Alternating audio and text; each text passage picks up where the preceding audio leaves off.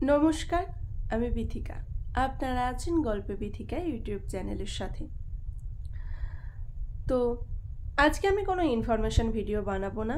আজকের ভিডিওটা অন্যান্য ভিডিওর থেকে একটু আলাদা। আজকে আমি কথা বলবো আরজি করে ঘটে যাওয়া রিসেন্ট রেপ কেসটি নিয়ে।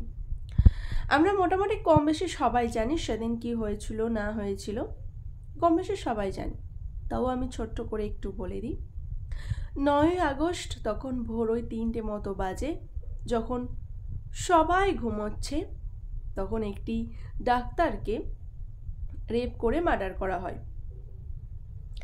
সে টানা 36 ঘন্টা ডিউটি করার পর রাত 11টার দিকে ডিনার করে এবং তার বাড়িতে ফোন করে জানায় যে সে ঠিকঠাক আছে।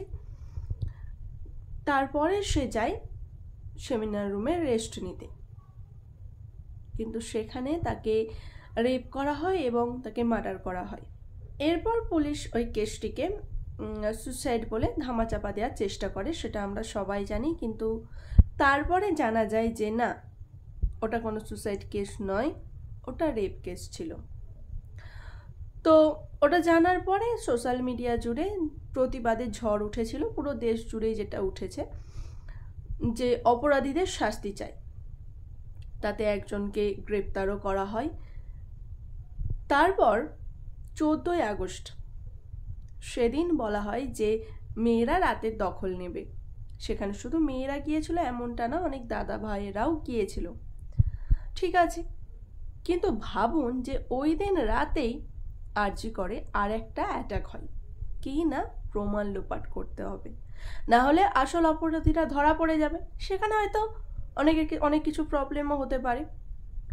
তো যাই হোক, তারা গেল, কয়েক হাজার লোক গেল, গিয়ে আরজি কর ভাঙচুর করলো। এমনকি ওখানে যারা চিকিৎসকরা ছিল তাদেরকে অ্যাটাক করা হলো। তারা কোনো ক্রমে নিজেদেরকে বাঁচানোর চেষ্টা করলো। তো সেদিন গেল। এখন তারপর সোশ্যাল মিডিয়ায় কিছু অডিও রেকর্ড, কিছু ভিডিও ভাইরাল হয়েছে। আমরা সবাই জানি যে এর সাথে কারা কারা যুক্ত আছে, কীভাবে যুক্ত আছে, সব কিছুই জানি।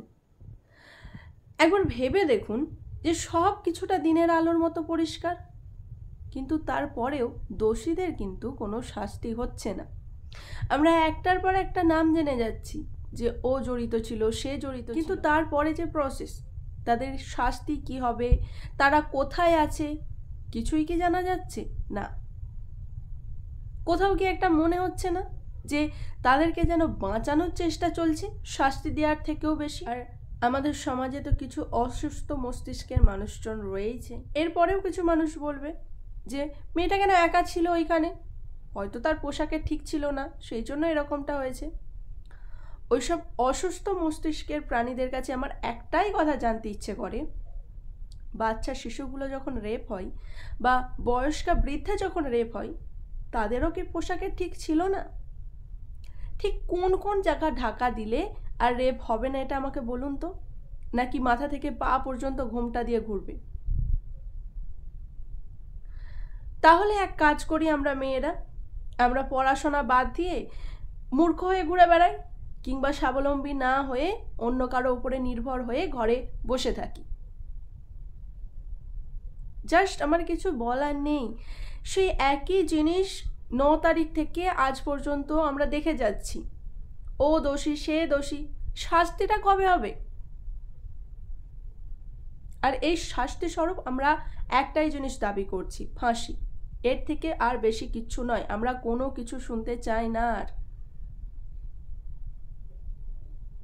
আপনারাও ঠিক এই একই দাবি তুলুন। প্রতিবাদের ঝড় যেন না থামে অপরাধীরা শাস্তি পাওয়ার আগে পর্যন্ত। সবাই ভালো থাকুন, সেফ থাকুন।